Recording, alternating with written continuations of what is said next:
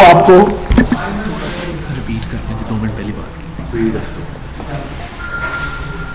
جو سیالکوٹ میں کارروائی کی گئی ہے، آج ان کی جو ہاؤسنگ سکیم ہے، جو کہ ایک اپرووڈ ہاؤسنگ سکیم ہے، اس سوسائٹی کے آفس کو ڈیمالش کر دیا گیا ہے. ان کا کروڑوں روپے کا نقصان کیا گیا ہے، اور ان کا جرم صرف یہ تھا، اور یہی جرم ہے کہ انہوں نے اپنی وفاداری نہیں بدلی اور یہ اپنے قدموں پر پوری طرح کھڑے ہیں. یہ سکھا شاہی پورے پنجاب میں جاری ہے، لیکن آج کی تازہ ترین واردات سیالکوٹ میں ہوئی ہے. تو میں چاہتا ہوں کہ یہ خود آپ کو بتائیں کہ جو ان کے ساتھ ہوا. میرا خیال آپ ادھر آ جائیں گے، آپ کی آواز کلیئر ہو جائے گی. آئیے.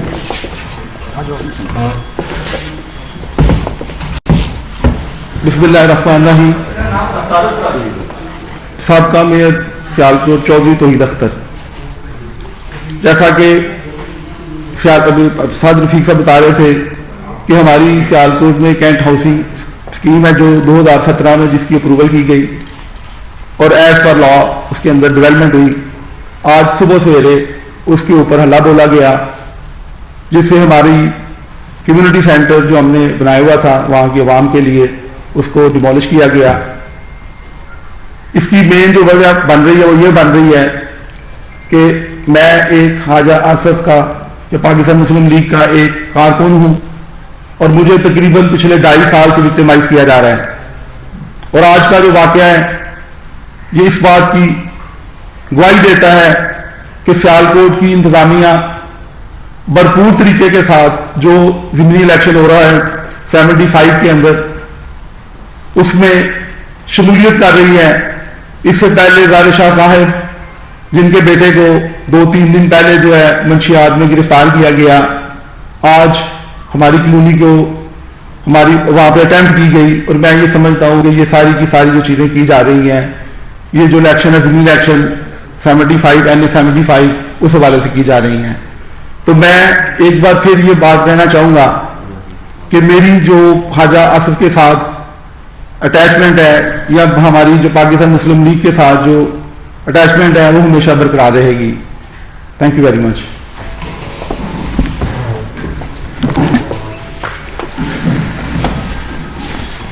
ایک گزارش یہ ہے کہ یہ عمران خان صاحب اور ان کے جو ساتھی ہیں وہ ہر وقت یہ کہتے نہیں تھکتے کہ پہلے کرپٹ تھے اور ہم دودھ کے دھلے ہوئے ہیں. تو ان دودھ کے دھلے ہوئے سے کوئی یہ پوچھے کہ جس ٹرانسپیرنسی انٹرنیشنل کا حوالہ دیتے آپ برسوں تک نہیں تھکتے تھے، اس نے تو آپ کی حکومت کا منہ کالا کر دیا. اور پاکستان بدقسمتی سے کرپشن کا جو انڈیکس ہے اس میں اور کرپشن بڑھ گئی ہے، نیچے چلا گیا. تو یہ جو آپ نے کرپشن کی رٹ لگائی ہوئی ہے، آپ اپنا حساب دینے کی تیاری کیجیے. اور کون سی ریکوری کی ہے کسی احتساب کے ادارے نے سوائے جھوٹ بولنے کے، سوائے براڈ شیٹ کو توان ادا کرنے کے؟ نواز شریف صاحب کے بغض میں اور مسلم لیگ نون کے بغض میں آپ پورے ملک کو اپنے داؤ پہ لگا دیا. آپ لوگوں کے کاروبار تباہ کرتے ہیں، آپ لوگوں کا سکون لوٹتے ہیں، آپ ایک ایک فرد کو ٹارگٹ کرتے ہیں. آپ نے ہر شہر میں اپنے ٹارگٹ مقرر کیے ہوئے ہیں. پچھلے دنوں آپ نے ایک لسٹ جاری کر دی کہ جی یہ قبضہ گروپ ہے، اور وہ قبضہ گروپوں میں آپ نے مسلم لیگ نون کے نام چن چن کے ڈال دیے. یہ جو جھوٹ آپ بول رہے ہیں، سفید جھوٹ دن دہاڑے، یہ کب تک بیچیں گے اس کو؟ ایک آدمی تو آپ توڑ نہیں سکے الحمدللہ، ہمارا کسی آدمی کو آپ متزلزل نہیں کر سکے. کوئی شخص اپنے نظریے سے الحمدللہ نہیں ہٹا. یہ 2020 ہے، اس میں آپ جو یہ آج سے 50 سال پرانے آمرانہ ہتھ کنڈے استعمال کر رہے ہیں یہ نہیں چلیں گے. یہ کیسا نیا پاکستان ہے جس میں ان حکمرانوں کی نحوست آ گئی ہے، پوری طرح لوگوں کا جینا حرام ہو گیا ہے. بھائی لوگوں کی غربت ختم کرنے پر توجہ دو، ملک کو مسائل سے نکالنے پر توجہ دو. آپ سے یہ اپوزیشن ختم نہیں ہوگی. اور آپ کو رات کو پی ڈی ایم اور پی ایم ایل این خواب میں آتی ہے. ہمارا تو شاید آپ کو علاج کر لو یا نہ کر سکو، یہ جو بدنیتی کر رہے ہو، یہ جو اللہ کی لاٹھی آئے گی اس کا علاج کیسے کرو گے؟ جو شخص بھی بدنیتی کرے گا، جو شخص بھی ظلم کرے گا، وہ اپنے انجام تک چے گا. میں حیران ہوں کہ کس تنتنے کے ساتھ اور ڈٹائی کے ساتھ پی ٹی آئی کی حکومت جھوٹ بولتی ہے اور انتقام لیتی ہے. اس ملک میں 4 مارشل لا لگے ہیں یا سول ڈکٹیٹر بھی آئے ہیں، مگر جو موجودہ حکومت ہے ایسی آورانہ روش ہم نے پہلے نہیں دیکھی، جو صرف یہ چاہتا ہے حکمران کہ اس کے سارے مخالف جو ہیں وہ ایلیمینیٹ ہو جائیں، تو انشاءاللہ ہم ایلیمینیٹ نہیں ہوں گے. نہ ہماری آپ آواز بند کر سکیں گے، نہ آپ سے مسلم لیگ نون کو آپ کارنر کر پائیں گے، نہ پی ڈی ایم کو کر پائیں گے. اور اس کی بنیادی وجہ یہ ہے کہ آپ بدنیت ہے، آپ کی نیت میں فتور ہے، آپ اصلاح کے نام سے فساد پیدا کر رہے ہیں ملک میں، انتشار پیدا کر رہے ہیں ملک میں. آپ نے لوگوں کو گالی کی سیاست سکھائی ہے، آپ نے گالی دینے والوں کی ایک پوری نسل کھڑی کر دی ہے. اب آپ ریاستی اداروں کا بدترین استعمال کر رہے ہیں. یہ وہی سول سرونٹس ہیں جن سے جب صحیح کام لیا گیا تو انہوں نے پنجاب کی حالت بھی بدلی اور مرکزی حکومت میں بھی سرو کیا. اب آپ چن چن کے کرپٹ اور بزدل لوگوں کو تعینات کرتے ہیں. تو جو بزدل افسران ہیں، میں ان کو بھی یہ کہنا چاہتا ہوں جو کتاب اور قانون کے مطابق نہیں چلتے، کہ یہ بزدلی ان کے کام نہیں آئے گی. انہوں نے بھی الٹیمیٹلی ریٹائر ہو کے گھر جانا ہے. جو گریڈ 22 میں لگے ہوئے ہیں، گریڈ 21 میں لگے ہوئے ہیں، کوئی چیف سیکرٹری بنا ہوا ہے، کوئی کمشنر بنا ہوا ہے، کوئی کچھ بنا ہوا ہے، کوئی کچھ بنا ہوا ہے، یہ بزدلی کام نہیں آئے گی. اور یہ دیانتداری کسی کام کی نہیں ہے. آپ بہت دیانتدار ہیں مگر آپ ظالم کا ہاتھ نہیں روک سکتے. آپ بہت آنےسٹ ہیں، بڑے کلین ہیں، مگر آپ ظلم ہوتا دیکھ رہے ہیں اور اس کو ہونے دے رہے ہیں. یہ میں سول سرونٹس کو بھی یہ میسج دینا چاہتا ہوں، ان سول سرونٹس کو جن کے بارے میں ہماری کبھی یہ رائے تھی کہ یہ شریف اور دیانتدار ہیں. دیانتدار وہ یقیناً ہوں گے، لیکن یہ کیسی دیانت ہے کہ آپ کی ناک کے نیچے لوگوں کے ساتھ زیادتی کی جاتی ہے اور آپ بیگانہ بن جاتے ہیں. تو بنے رہے آپ بیگانہ. اس بات کا بھی آپ کو جواب اور حساب آگے جا کے دینا ہے. ایک 4 آنے کی نوکری کے لیے، ایک چھوٹے سے اقتدار کے لیے، ایک چھوٹے سے اختیار کے لیے آپ عمران خان کی حکومت کے اعلی کار بن گئے. ایسے سول سرونٹس بھی موجود ہیں، بشیر میمن جیسے، جو نہ کرتے ہیں. ان کا کوئی بال بیکا کر سکتا ہے؟ وہ عزت کے ساتھ ریٹائر ہو جاتے ہیں. اور ایسے لوگ بھی ہیں جو ساری زندگی عزت کماتے ہیں اور آخر میں ذلت لے کے ریٹائر ہوتے ہیں. ان کو بھی یہ بات سمجھ آنی چاہیے. نہیں آتی تو ہم پر کوئی بوجھ نہیں ہے. ہمارا کام کہنا ہے، ہمارا کام صرف بتانا ہے. لیکن یہ دور زیادہ دیر چلے گا نہیں، کیونکہ جب کوئی حکومت یا کوئی حاکم ظلم کی انتہا کرتا ہے تو اس کا مطلب ہے کہ یہ چراغ کی لو ہے جو بجھنے سے پہلے اب یہ بھڑک رہی ہے یا تیز ہوئی ہے لائٹ، تو اس کے بعد یہ لائٹ ختم ہوگی. اور میں یہ سمجھتا ہوں کہ جو رویہ ہے موجودہ حکومت کا عوام الناس کے ساتھ، اس ملک کے ساتھ، اس ملک کے اداروں کے ساتھ، جس طرح مس یوز کیا جا رہا ہے، جس طرح تباہی مچائی ہوئی ہے آپ نے ہر جگہ پہ، ہر ادارے کو تباہ کر دیا ہے. ابھی ریلوے دیکھیں، اس کا سسٹم ڈاؤن ہے. کتنے دن سے ای ٹکٹنگ کا ہم بنا کے گئے تھے اتنی محنت سے. ایک ای ٹکٹنگ کا سسٹم تو آپ سے ایک ادارے کا ٹھیک نہیں ہو سکتا. چلے اب ملک چلانے، اس طرح ملک چلتے ہیں. تو میں جناب یا صادق صاحب کو ریکویسٹ کروں گا کہ وہ بھی آئیں، اپنے خیالات کا اظہار کریں. ہمارے نوجوان سیاسی رہنما عطا طارر صاحب بھی یہاں بھی بات کریں گے، پھر ہم آپ کے سوالوں کے جواب دیتے ہیں. اعوذ باللہ من الشیطان الرجیم، بسم اللہ الرحمن الرحیم. سعد بھائی نے بڑی تفصیلاً بات کی، مگر میں چند گزارشات کرنا چاہوں گا. ایک براڈ شیٹ کے حوالے سے، کبھی یہ نہیں ہوا کہ پبلک اکاؤنٹس کمیٹی یا اسٹینڈنگ کمیٹی نیشنل اسمبلی کی اس کو روکا جائے کہ وہ اپنا کام کرے، یا اس سے یہ کہا جائے کہ آپ یہ ایجنڈا نہیں لے سکتے. یہ پاکستان کی تاریخ میں پہلی دفعہ ہوا ہے کہ روکا گیا. تو جو روکنے والے ہیں یہ نیازی صاحب کی حکومت والے، ان کو کون سی ایسی فکر ہے، پریشانی ہے جو براڈ شیٹ والا کیس پبلک اکاؤنٹس کمیٹی میں ڈسکس نہیں کرنے دیتے؟ وہ اللہ کی طرف سے ایک آڈٹ پیرا بھی اب آ گیا ہے، وہ تو ڈسکس ہوگا، جتنا مرضی یہ روک لیں ڈسکس ہوگا.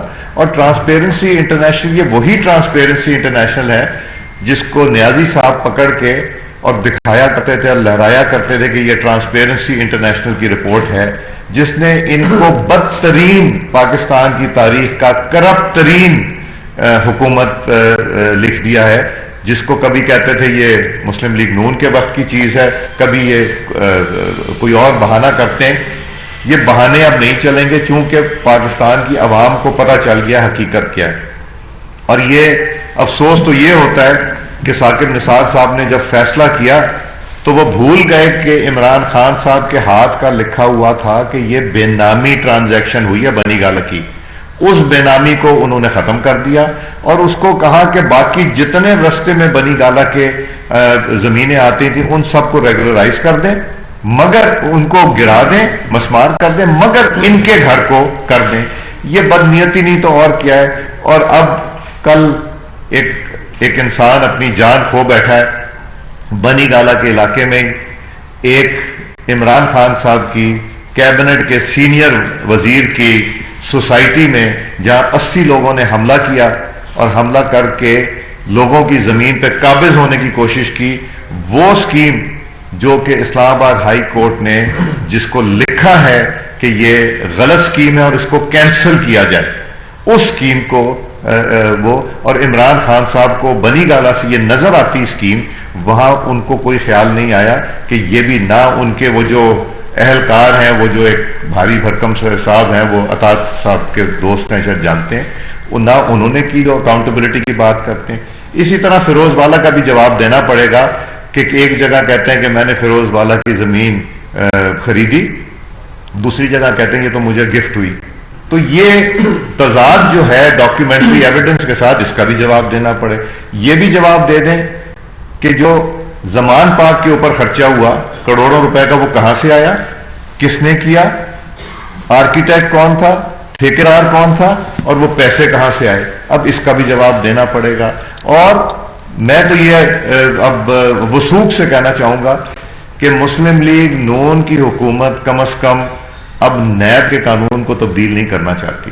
اب وہ ہم نے بھگت لیا، اب یہ تیاری کریں اپنی. اور اگر یہ سوچتے ہیں کہ اتنا ظلم حکومت کے کو استعمال کر کے یہ لوگوں پہ کریں گے اور کروڑوں کا لوگوں کا نقصان کریں گے اور لوگوں سے زیادتی کریں گے، کسی پہ منشیات ڈالتے ہیں، کسی کی سکیم ذاتی سکیموں میں بلڈنگیں گرا دیتے ہیں، جس طرح یہ میئر صاحب کا ہوا، جس طرح افضل کھوکھر صاحب کا ہوا، اور اپنی کوئی چیز نہیں نظر آتی. یہ میری بات لکھ لیں کہ آپ کی اور ہماری زندگیوں میں ان کے ساتھ عبرت ناک اللہ تعالیٰ کی طرف سے اللہ تعالیٰ کی لاٹھی جب چلے گی تو یہ آپ بھی دیکھیں گے اور ہم بھی دیکھیں گے. مگر پھر ہم یہی کہیں گے کہ ہم نواز شریف کے ساتھی ہیں.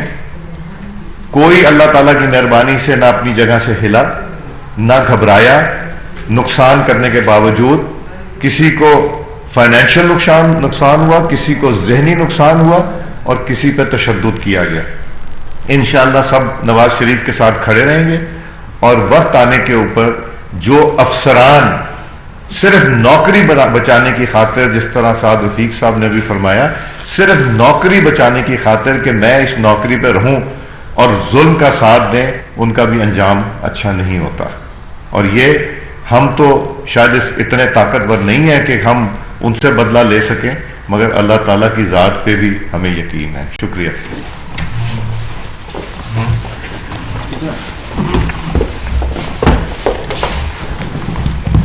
بسم اللہ الرحمن الرحیم. میں کچھ سوالات کرنا چاہتا ہوں مرزا شہزاد اکبر نامی آدمی سے. آج سے 1 سال قبل مراد اکبر نامی ایک شخص ہے جو ان کا سگا چھوٹا بھائی ہے، جس نے پنڈی کے ایک موضع میں زمین پر قبضہ کرنے کی کوشش کی، اور جب یہ قبضہ کرنے سرکاری گاڑیاں ساتھ لے کر گیا تو وہاں پہ میاں محمد سومرو صاحب جو آج وفاقی وزیر ہیں، ان کے بھتیجے کے ساتھ ان کا آمنا سامنا ہوا. اس پراپرٹی کے تنازع کے اوپر 4 افسران کے تبادلے ہوئے. اس وقت کے ڈپٹی کمشنر راولپنڈی سیف اللہ ڈوگر کا تبادلہ ہوا، ایڈیشنل ڈپٹی کمشنر کا تبادلہ ہوا، اے ایس پی کا تبادلہ ہوا، ریونیو آفیسرز کا تبادلہ ہوا. تو آپ جب قبضہ جمانے کے لیے سرکاری گاڑیوں کا اور سرکاری وسائل کا بے درگ استعمال کر رہے تھے، تب آپ کو خیال نہ آیا کہ یہ آپ کی جو سرکاری پوزیشن ہے یہ مس یوز آف اتھارٹی بھی ہے، اور قبضہ مافیا کا آغاز آپ کی جماعت سے ہی ہوتا ہے، جس طرح ایاز صادق صاحب نے فرمایا. تو مراد اکبر صاحب کا بھی احتساب کیجئے، ان سے پوچھئے کہ وہ کس کیپیسٹی میں سرکاری وسائل استعمال کرتے ہوئے اس اراضی پر قبضہ کرنے گئے تھے، اور اس کا حساب کون دے گا. 1 سال ہونے کو آیا ہے، آپ ابھی تک اس کی صفائی دینے سے قاصر ہیں. دوسرا، آپ کی کچھ تصاویر آئی تھیں لندن کی ایک شاہراہ کے اوپر ایک گاڑی سے کچھ دستاویزات کو نکالتے ہوئے، وہ بھی ہم پوچھ تھک گئے ہیں وہ کس کے دستاویز تھے، اور آپ نے لندن میں جا کے کیا معاملات سیٹل کیے کہ وہ معاملہ دب گیا اور اس کے بعد آپ جواب نہیں دے سکے. میں 1 سال سے آپ سے یہ سوال کر رہا ہوں کہ وہ لندن میں آپ کس کی گاڑی سے کون سے دستاویزات نکال رہے تھے اور ان کو آپ نے کہاں ڈسپوز آف کیا. پولیس کو غیر سیاسی کرنے والی جماعت جو دعویٰ کرتی تھی، آج 4 آئی جی 5 آئی جی تبدیل کر کے یہ ثابت کر چکی ہے کہ بیوروکریسی کو اور افسر شاہی کو یہ اپنے سیاسی اور ذاتی مفادات کے لیے استعمال کرنا چاہتی ہے. جو شخص بطور وزیر اعظم پاکستان کے سب سے بڑے صوبے کے دارالحکومت کا پولیس چیف لگاتے ہوئے اس سے انٹرویو میں پوچھے کہ تم میرے بہنوئی کے پلاٹ پہ قبضہ کروا دو گے، تو وہاں آپ اندازہ کر لیجئے کہ معاملات کیا ہوں گے. یہ مس یوز آف اتھارٹی ہے کہ آپ نے انٹرویو کے دوران سی سی پی او لاہور کی تعیناتی پر اسے بہنوئی کے پلاٹ پہ قبضے کا کہا، اور آج بھی لاہور ہائی کورٹ کی وہ ججمنٹ موجود ہے جس میں یہ بات واضح ہو چکی ہے کہ وہ پلاٹ ان کے بہنوئی کا نہیں تھا، وہ 6 ہاں بکا ہوا پلاٹ تھا. ان کے بہنوئی کو لاہور ہائی کورٹ نے ڈسپوزیس کیا، مگر کوئی گرفتاری کوئی قانونی کاروائی عمل میں نہیں آئی. مرزا شہزاد اکبر صاحب ایک ایسی شخصیت ہے جو نحوست سے بھرپور ہے. اس شخص کا جو کریئر ہے اس کا آغاز نیب سے ہوتا ہے اور اس کے تانے بانے براڈ شیٹ سے ملتے ہیں.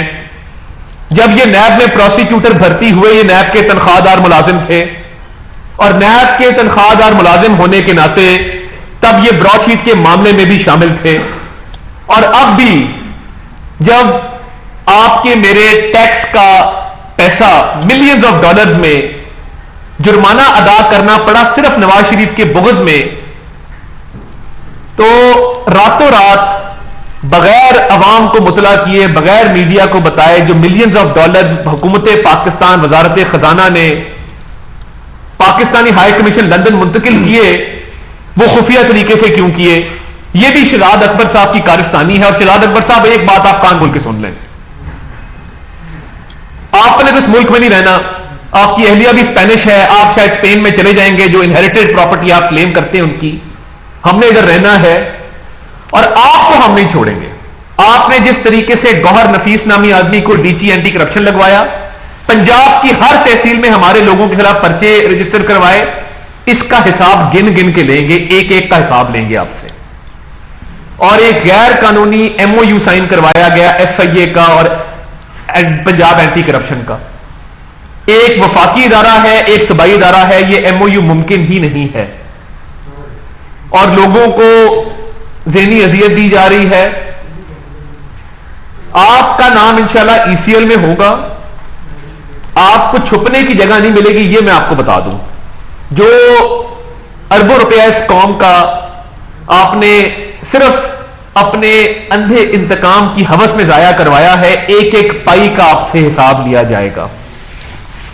آپ نے براڈ شیٹ کے معاملے پر لندن ہائی کورٹ میں پاکستان کی سبکی کرائی. یہ تاریخ میں پہلی دفعہ ہوا ہے کہ کسی بھی سفارت خانے کے اکاؤنٹس کو منجمد کیا گیا ہو.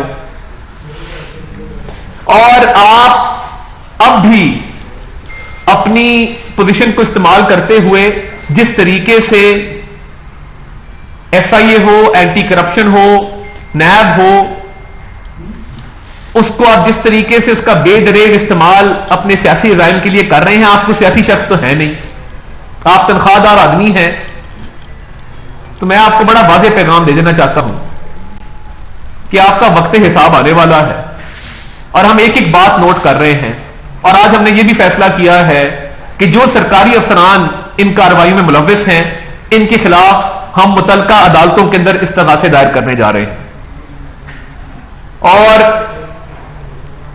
میں چیف سیکرٹری پنجاب، آئی جی پنجاب، میں آپ دونوں کو کہنا چاہتا ہوں، جواد رفیق ملک صاحب آپ بھی سن لیجئے، بزدلی کی بھی کوئی حد ہوتی ہے. اتنی انتقامی کاروائیاں کرائیں جتنی کل کو برداشت ہو سکے، کیونکہ ہم نے آٹا چوری نہیں کیا. آٹے کمیشن کی رپورٹ کہاں پہ ہے؟ ہم نے چینی چوری نہیں کی، چینی کمیشن کی رپورٹ کہاں پہ ہے؟ ہم نے ادویات چوری نہیں کی، ادویات کمیشن رپورٹ کہاں پہ ہے؟ ہم نے آج بھی اس ملک میں جو ایک ترقی کا سفر تھا وہ میاں نواز شریف کی قیادت میں جاری و ساری تھا.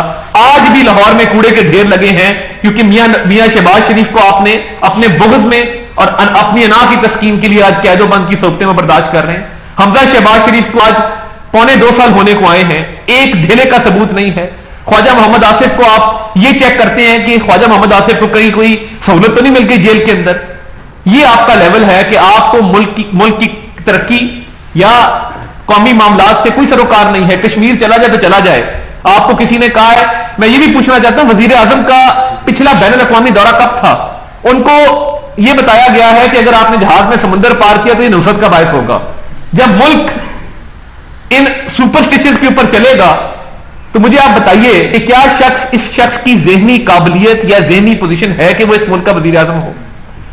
تو آخر میں ایک بار پھر پنجاب کی افسر شاہی کو یہ میسج دینا چاہتا ہوں کہ ہمیں آپ کے نام پتہ ہیں، ہم لسٹیں بنا چکے ہیں، ہم قانونی چارہ جوئی کرنے کا حق رکھتے ہیں. اور یہ آپریشن آپ نے بزدلانہ طریقے سے اتوار کی الگ صبح اس لیے کیا کہ کوئی عدالت سے ہمیں اسٹے نہ مل جائے کیونکہ ہم حق پر تھے. تو یہ اوچھے ہتھ کنڈوں کو ہم سمجھتے ہیں اور انشاءاللہ وقت آئے گا آپ کو این آر او بھی نہیں دیں گے اور بھاگنے بھی نہیں دیں گے.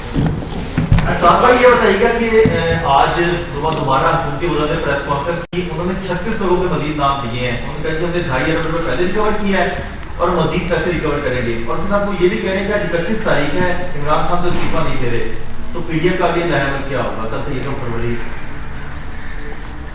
دیکھیں جی، ایک بات بڑی واضح ہے کہ موجودہ حکومت کا جو ٹاپ ایجنڈا اس کے 2 نکات ہیں. ایک تو یہ کہ اپنے سیاسی مخالفین کے بارے میں بیشنگ کرو کنٹینیوسلی اور ہٹلر ڈاکٹرائن کی طرح اتنا جھوٹ بولو اور اتنا لاؤڈ ہو کے جھوٹ بولو کہ سچ کا گمان ہونے لگے یا کم از کم ایک طبقہ اس پہ یقین کرنے لگے. ایک تو ان کا یہ ٹارگٹ ہے اور اس پہ وہ چل رہے ہیں حکومت میں آنے سے پہلے، اور اب کلائمیکس ہے اس فن کا. دوسری جو ان کا ٹارگٹ ہے وہ یہ ہے کہ اداروں کو، جو قومی ریاستی ادارے ہیں ان کو اور اپوزیشن کو آپس میں بھڑا کے رکھو. یہ ان کا جھگڑا رہے گا، ان کے درمیان تناؤ رہے گا تو ہمارا اقتدار جو ہے وہ کسی طریقے سے اس کا وقت پورا ہوتا رہے گا. تیسری کچھ چیز ان کے پلے نہیں ہے، کارکردگی نام کی کوئی چیز نہیں ہے. آپ ایک ادارے کو اٹھا لیں تو سوا ستیہ ناش کر چکے ہیں اس کی تفصیل میں جانے کی اس وقت ضرورت نہیں ہے. لیکن یہ کام چلنے والا نہیں ہے. جہاں تک عمران صاحب اور ان کے ساتھیوں کی یہ خواہش ہے اور یہ سوال ہے، جن میں ان کے نئے وزیر داخلہ بھی شامل ہیں جو ریلوے کا بیڑا غرق کر کے اب وزارت داخلہ کو برباد کرنے پہنچ گئے ہیں کہ جی آپ آتے کیوں نہیں ہیں، ہمیں آپ کا انتظار ہے. یہ کہتے ہیں نا لانگ مارچ لے کے آ جائیں. تو یہ وہ لوگ ہیں جو مشکلات کو خود دعوت دیتے ہیں اور ایسے کردار دنیا میں جگہ جگہ پائے جاتے ہیں. یہ پہلی حکومت ہے جو یہ سمجھتی ہے کہ اگر ملک میں فساد اور انتشار رہے گا اور جھگڑا چلتا رہے گا تو ہمارا کام بھی چلتا رہے گا، لیکن ایسا ہوگا نہیں. تو میں یہ کہنا چاہتا ہوں کہ آپ پریشان نہ ہوں. ہماری پوری کوشش ہے کہ آپ کی یہ جو چنی ہوئی ٹرم ہے، جو سلیکٹڈ کی ٹرم ہے، یہ پوری نہ ہو. بالکل ہماری صفوں میں اس حوالے سے کوئی کنفیوژن نہیں ہے کیونکہ منتخب حکمرانوں کی ٹرم پوری ہونی چاہیے، سلیکٹڈ کی ٹرم پوری نہیں ہونی چاہیے. ایک سیکنڈ. میرا خیال ہے 4 تاریخ کو پی ڈی ایم کا اجلاس ہے. تو آگے کیا کرنا ہے اور کیسے چلنا ہے اس کا اعلان پی ڈی ایم کے پلیٹ فارم سے کیا جائے گا.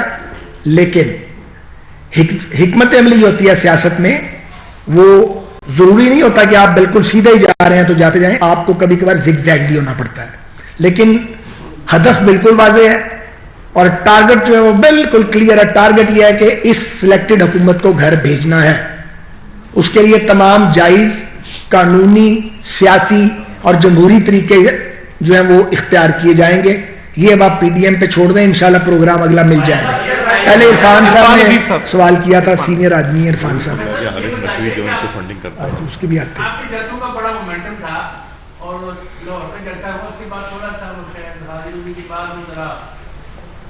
बैक फायर हो गया, तो ये आपकी जो हुकूमत थी ये बैक फायर कर रही है। कल बदरुमान का लहजा देखते हैं, वो भी वो कहते हैं कि हम गीला है, जान नहीं है, और पहले भी इतनी आपकी स्ट्रेटेजी उस वाले से क्या बैक फायर कर दी आपने पेश आर के लिए? इरफान भाई, सियासतदान जो है वो सारी बातें तो बताता नहीं, उतनी बताता है जितनी बताने की ज़रूरत होती है। तो मेरा ख्याल है इंतज़ार थोड़े दिन करना चाहिए, तो कुछ बेहतरी बरामद होगा। लोगों की जान छुड़वानी है इस अजाब से जो सुनामी की शक्ल में पाकिस्तान पे मुसल्लत किया गया है। पहले उधर जाने दें, आरिफ मलिक साहब अता साहब को कंडक्ट करने दें। अभी आपने कहा कि नून लीग और कौमी रियासती अदालतों की वजह से इस हुकूमत ये चाहती है कि ये आपस में लड़ते रहें, तो आप लोग ने ये सोच लिया है कि पॉलिसी आप लोगों ने तय कर ली कि सिर्फ आप हुकूमत के खिलाफ आप लोग लड़ेंगे और कौमी रियासती अदालत को निशाना नहीं बनाएंगे? गुजारिश ये है कि PMLN का निशाना कभी भी हसास अदारे नहीं रहे, लेकिन बाज़ औक़ात जब इख्तिलाफ राय हो जाए तो और झगड़े की कैफियत बने तो बाज़ ऐसे वाक़यात रूनुमा हो जाते हैं जिन पर चीज़ों पे कंट्रोल नहीं रहता। तो ऐसे एक मुझे इजाज़त दीजिए, तो ऐसे बाज़ वाक़यात तो यकीनन हुए हैं, उसकी तफसील में जाने का वक्त नहीं है। लेकिन देखिए, बुनियादी तौर पे तो हमारा जब भी इलेक्शन होगा तो वो हमारे सियासी हरीफ के साथ होगा, और अगर एक ऐसा ग्रोह जिसे सियासी जमात का नाम दे दिया जाए या गिलाफ चढ़ा दिया जाए और वो हरकतें वो करे जो मिलिट्री डिक्टेटर्स ने भी नहीं की, तो फिर उसके बाद उसको आप कैसे स्पेयर कर सकते हैं और कैसे आप उसको मौका दे सकते हैं कि वो मजीद वक्त ले और रियासत को मजीद बर्बाद करे।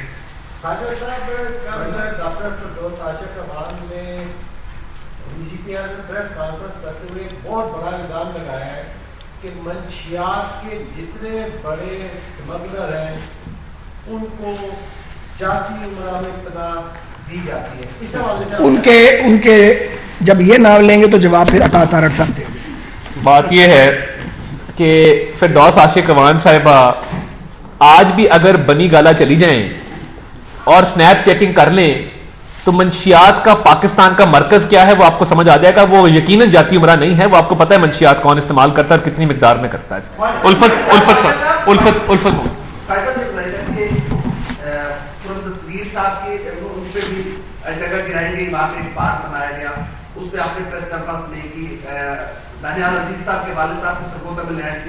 उसको वारदात कराया गया, उस पर प्रेस कॉन्फ्रेंस नहीं की गई, क्या वो हकीकी कब्जे थे और आज ज्यादती की गई है?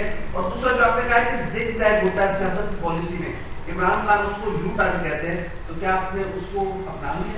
नहीं, जो जी जरूर है, जो सवाल है बड़ा मजेदार है आपका, ऐसे सवाल आने चाहिए और आपको हक है कि आप हमें मुश्किल में डालेंगे, आपकी प्रोफेशनल रिस्पॉन्सिबिलिटी है, आपका हक है। जो पहली बात आपने की है वो हमारी कोताही है, हमें हर इनके हुकूमती जबर के मुकाबले में ठोक बजा के जवाब देना चाहिए। अगर किसी वक्त नहीं दिया तो उसके लिए माजरत खां है। और जहाँ तक आपने बात की है जिग जैग की, जिग जैग और यू टर्न में बहुत फ़र्क है। यू टर्न तो यह जो आपने कहा बिल्कुल उससे उलट जाए, जिग जैग यह कि टारगेट बिल्कुल क्लियर है, जाना वहीं है, लेकिन आप सीधे जा रहे हैं, लेफ्ट राइट हो सकते हैं, जाना वहीं है, पीछे नहीं मुड़ना, ये फ़र्क है। यार भाई मैं बात में कोई क्लैरिफिकेशन दे दूं। खान साहब हर वक्त क्रिकेट की बात करते हैं, हम हॉकी खेल रहे हैं, हॉकी में ड्रिबलिंग करते हैं, गोल हमें सामने है, या हम गोल में मारेंगे या गाल में मारेंगे, मारेंगे जरूर। ये कुछ और कह गए हैं याद भाई, लेकिन इन्होंने जिसको कहा उसको मैसेज मिल गया।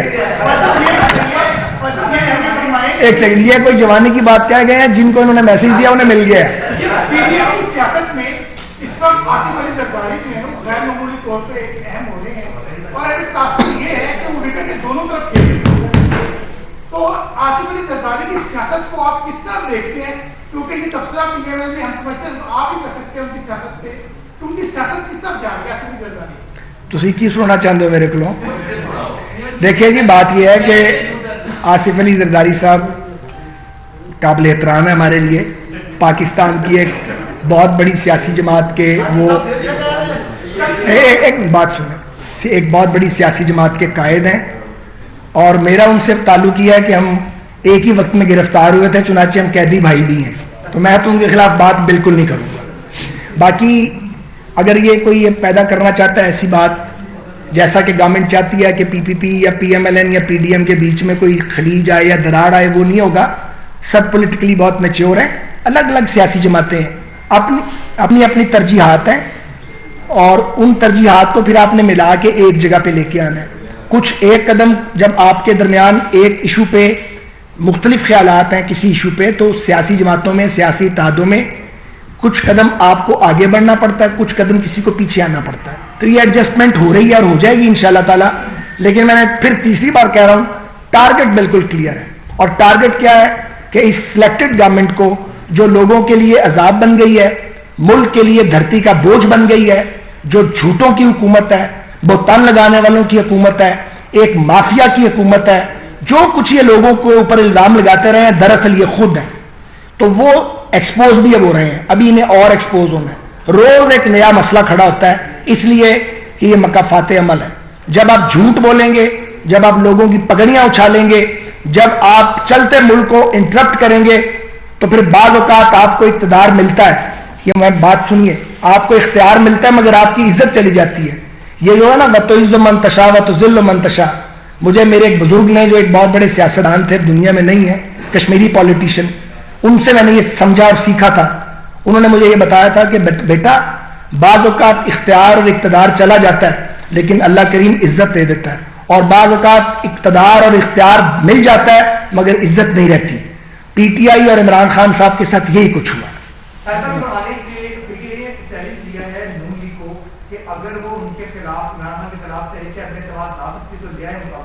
جی بہتر ہے.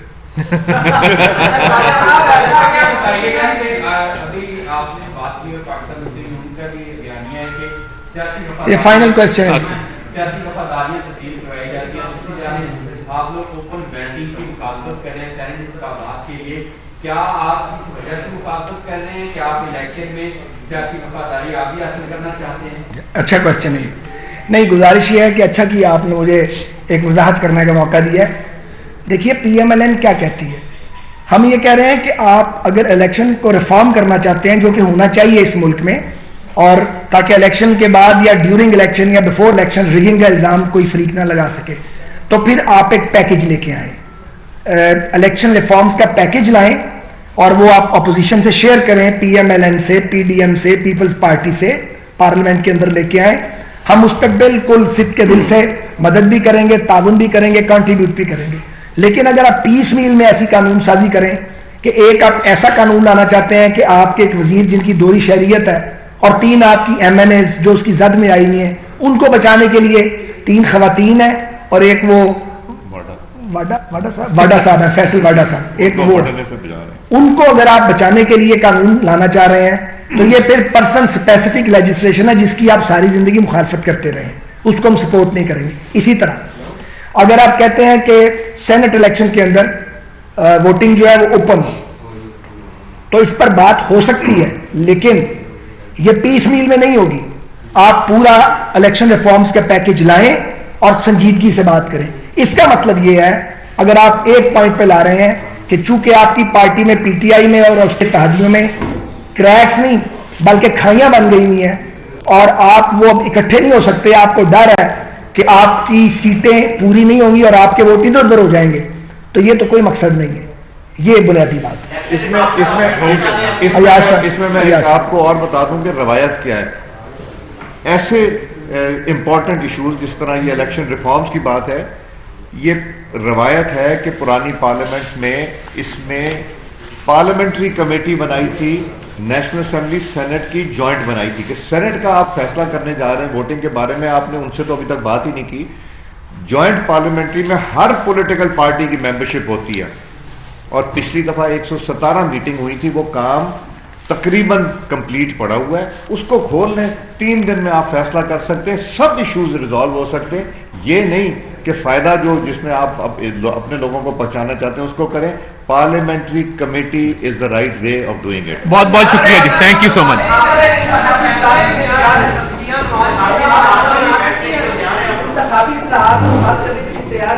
جب وقت آئے گا پھر دیکھیں.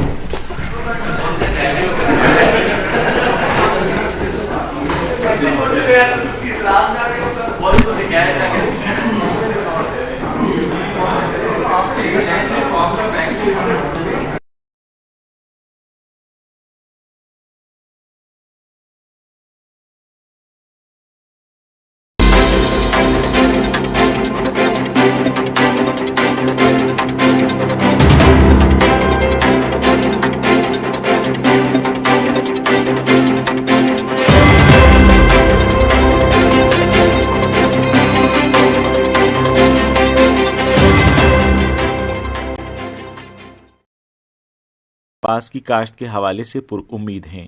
وہ پیداوار بڑھانے کے لیے بیج حاصل کرنے کے خواہشمند ہیں. اگلے سال کیونکہ میرے پاس اب 4-5 ورائٹیاں ہیں تو میں اپنا ذاتی سیڈ تیار کر لوں گا. ٹھیک ہے, تو جو ہم خود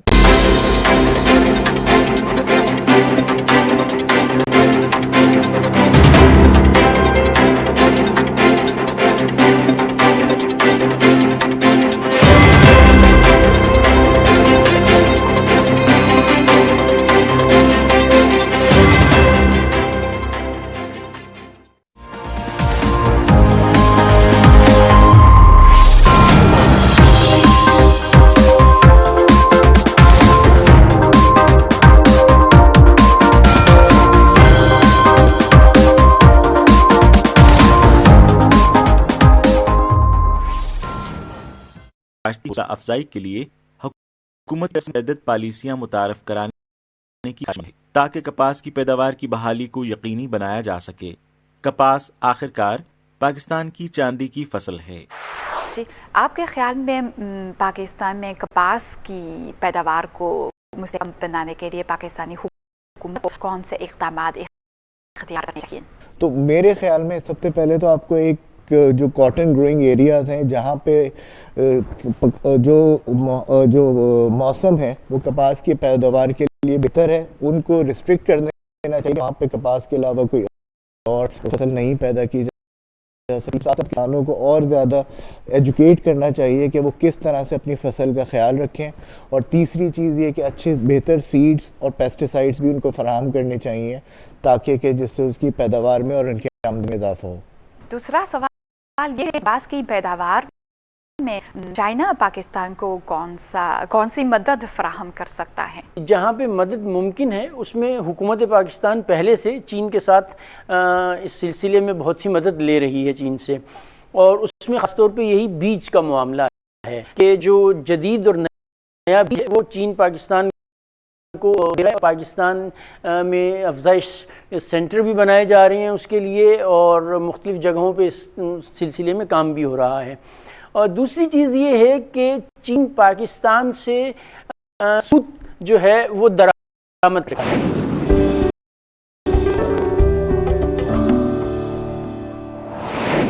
ناظرین, پچھلے پروگرام میں ہم نے پاکستان میں کینو کی پیداوار اور فروخت کا تعارف کرایا ہے.